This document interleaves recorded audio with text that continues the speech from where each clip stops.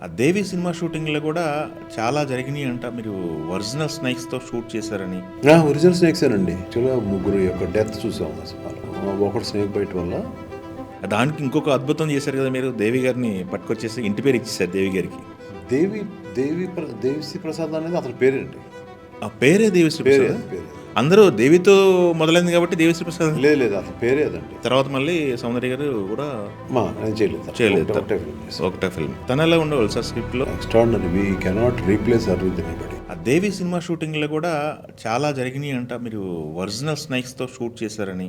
Original స్నేక్సేనండి. ఆ, ఇప్పుడంటే ఒరిజినల్ స్నేక్స్ వాడలేదు ఎవరు. ఆ. అప్పుడంతా ఒరిజినల్ స్నేక్సే వాడాము. ఎట్లా సార్ ఒరిజినల్ స్నేక్స్తో వాటికి యాక్షన్ కట్లు చెప్పడం? చాలా డిఫికల్ట్ అండి. ఆ, చాలా డిఫికల్ట్. ఇష్యూస్ కూడా జరిగినాయి అని చెప్పేసి తెలిసింది. నిజమే? ముగ్గురు యాక్చువల్గా ముగ్గురు యొక్క డెత్ చూసాం ఆ సినిమాలో. అవునా? నాకైతే ఒకటిలా తెలిసింది. ముగ్గురా స్నేక్ బైట్ వల్ల. ఒకటి స్నేక్ బైట్ వల్ల, ఇంకో అతను ఒక మేనేజరు, ఇంకొకటి అందులో కైండ్ ఆఫ్ డెత్. ఓకే. ఇంకొకటి అందులో యాక్ట్ చేసిన ఒక క్యారెక్టర్ వన్ డే యాక్ట్ చేసి తనకు చచ్చిపోయాడు. ఓకే. ముగ్గురు యాక్చువల్ చనిపోయారు. ఓ. సో అటువంటి ఫిల్మ్స్ కేర్ఫుల్గా మనం కనుక హ్యాండిల్ చేయాలండి. రోజు పొద్దున్నే పూజ చేసుకుని చేసేవాళ్ళు అప్పట్లో? చేశాను. అది అక్కడితో ఆగింది. లేదంటే ఎవరు ఎంతమంది అవుతారో తెలియదు. అదేలేండి. అంటే అవన్నీ అమ్మవారు సినిమాలు కదండి, చాలా కేర్ఫుల్గా ఉండాలి. అవునవును. అమ్మవారు, పాము ఇటువంటి ఉంటాయి కదా, కొన్ని నిష్టలతో చేయాలి సినిమాలు. అవును, నిష్టలతో చేసాం మ్యాక్సిమం. అదే అయితే ఇది ఇక్కడ ఆ స్నేక్ మీరు గ్రాఫిక్స్ విషయంలో కూడా 2-3 వర్షన్లు చేశారని చెప్పేసి. దేనికండి? దేవికి ఒకటే వర్షన్ అండి. ఒకటే వర్షను. అప్పట్లో costliest in India. Costliest company ఎవరైతే ఉందో వాళ్ళ దగ్గరికి వెళ్ళాను. There in Bombay. ఓకే. వాళ్ళు ఒక్కళ్ళే ఇండియాలో టాప్ మోస్ట్ కంపెనీ. వాళ్ళ దగ్గరికి వెళ్ళాను. అందుకని అక్కడ కాంప్రమైజ్ కాలేదు. నా దగ్గర డబ్బులు ఎంత ఉన్నాయి జేబులో పక్కన పెడితే నేను అందులో కాంప్రమైజ్ అయితే కాలేదు. అవును, అది కనపడుతుంది, స్క్రీన్ మీద కనపడుతుంది అది. ఓకే. ఇప్పుడు చూడడానికి ఎప్పుడో 30 సంవత్సరాల క్రితం వచ్చిన సినిమా ఇప్పుడు చూడడానికి గ్రాఫిక్స్ ఓకే ఏంటి ఇలా ఉన్నాయా అనిపించచ్చు, కానీ అప్పట్లో అది కొత్త. ఇప్పటికీ మీరు అనిపించవచ్చు అని మొహమాటం కోసం అంటున్నారు. నాకు అనిపిస్తాయి. ఇప్పుడు అనిపిస్తాయా? నాకు అనిపిస్తాయి. ఓకే. ఇప్పుడు టెక్నాలజీలో ఆ సినిమా తీసుంటే ఎలా ఉండేది అనేది అనిపిస్తూ ఉంటుంది. ఇప్పుడు టెక్నాలజీ అయితే మొత్తం అయిపోతుంది మామూలుగా. ఎందుకంటే ఎమోషన్ బాగా క్యారీ చేశారు కదా దాంట్లో. సూపర్ అండి. దానికి ఇంకొక అద్భుతం చేశారు కదా మీరు. 'దేవి' గారిని పట్టుకొచ్చేసి ఇంటి పేరు ఇచ్చేసారు 'దేవి' గారికి. దేవిశ్రీ ప్రసాద్ అనేది అతని పేరేంటి. ఆ పేరే 'దేవిశ్రీ ప్రసాద్'. అందరూ దేవితో మొదలైంది కాబట్టి 'దేవిశ్రీ ప్రసాద్'. లేదు అతని పేరే అదండి.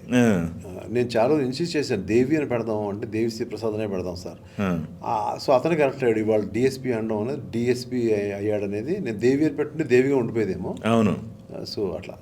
ఓకే. ఇప్పుడు కలిస్తే మీరు ఇంట్రడ్యూస్ చేశారు, మీ సినిమా ద్వారా ఇండస్ట్రీకి పరిచయం అయ్యారు. ఇప్పటికీ ర్యాప్ బాగుందా సార్ డిఎస్పీ గారికి? మీకు నా బర్త్డేస్కి చాలా ఇంటర్వ్యూస్ చెప్పానండి. నా బర్త్డేస్కి తను ఫోన్ చేస్తాడు. ఓకే. ఫోన్ చేసి అతను రీ రికార్డింగ్ జరుగుతూ ఉంటుంది కదా, ఆ మొత్తం ఆర్కెస్ట్రా అందరితోటి హ్యాపీ బర్త్డే పాటిస్తాడు. ఓకే. ర్యాప్ ఎక్కడికి పోదండి, రిలేషన్ మనం పోగొట్టుకుంటే కదా ర్యాప్. ఎవరితోటన్నా నేను చేసిన ఇప్పుడు పెద్ద పెద్ద స్టార్స్ అయిన వాళ్ళు ఎవరైనా కూడా ర్యాప్ అలాంటి పోవడాలంటే ఉండదు. ఓకే. సూపర్ అండి. 'దేవి' అనేది ఒక ఇమేజీ ప్లస్ డబ్బుల విషయంలో కలెక్షన్లో ఆ రోజుల్లో చాలా పెద్ద మా కలెక్షన్ మీకు పెట్టిన ఖర్చు నైజాం వచ్చేసిందండి. ఒక నైజాంకి వచ్చేసింది పెట్టిన ఖర్చు. ఆంధ్రాలో ఉన్న జిల్లాలు, రాయలసీమ, హిందీ, తర్వాత మిగతా లాంగ్వేజ్లు తమిళనాడు, కర్ణాటక. అప్పట్లో ఫస్ట్ పాన్ ఇండియా ఫిల్మ్ అదే. అవును, ఆల్ లాంగ్వేజ్ అంటే ఫస్ట్ పాన్ ఇండియా. అవును, పాన్ ఇండియా ఫిల్మ్ అదే. ఓకే. మన తెలుగుతో పాటు అన్ని లాంగ్వేజ్లో కూడా మంచి రెస్పాన్స్ వచ్చింది. ఎక్స్ట్రాడనరీ రెస్పాన్స్, మామూలు రెస్పాన్స్ కాదు. అదే ఎక్స్ట్రాడనరీ రెస్పాన్స్. Super sir. ఆ సెంటిమెంట్తోనే 'దేవితో తర్వాత మళ్ళీ 'దేవి పుత్రుడు' అని చెప్పేసి మొదలుపెట్టారు. అది యాక్చువల్గా టైటిల్ ఎందుకు అలా పెట్టాలని అనిపించింది. ఓకే. అది కొంత దేవి ఇన్ఫ్లుయెన్స్ ఉంటుందేమో. పెట్టాలా పెట్టకూడదు అనేది నాకు ఇప్పటికీ తెలీదు. ఎందుకు అలా పెట్టేసాం అంతే. ఓకే. ఎందుకు అలా పెట్టేసాము. తర్వాత జన్మితులు గారు దాని తాలూకు ఐడియా చెప్పారు. ఓకే. ద్వారకా. సో దాంట్లో ఉన్న ఐడియా బాగుంటుంది అంటే నేను వెంటనే ఎగ్జైట్ అయ్యాను. సో ఎగ్జైట్ అయ్యి దానికి హీరో వెంకటేష్ గారికి వెళ్ళి చెప్తే ఆయన కూడా ఎగ్జైట్ అయ్యారు. కానీ దాని స్క్రిప్ట్లో ఫైనల్ స్టేజెస్కి వచ్చేటప్పటికి లాస్ట్ ఫేజ్ ఆఫ్ ద ఫిలింలో నాకు ఎక్కడో ఒక డిసప్పాయింట్మెంట్ అయితే ఆ సినిమాలో ఉంది. ఓకే. ఇక strong last half an hour కాదేమో అనే దాని మీద ఆ సినిమా కూడా అట్లాగే అంతే ఆడింది. Okay okay okay. కానీ రిలీజ్కి ముందే కొంత డిస్కషన్ అయ్యి మళ్ళీ మంచిగా చేసుకుందాం, రీషూట్లు చేసుకుందాం అని చెప్పేసి డైరెక్టర్ గారు మీరు అనుకున్నాం. కానీ అప్పుడుకి చేయి దాటిపోయింది. అంటే ఓకే. 100% సంక్రాంతికి రిలీజ్ చేయాల్సిన పరిస్థితి వచ్చేసింది. ఓకే. అంటే డిస్ట్రిబ్యూటర్ ప్రెజర్ ఉండేది సార్ అప్పుడు రిలీజ్ మస్ట్ అనే డేట్లు కనుక మనం దాని గురించి మర్చిపోదాంలేండి.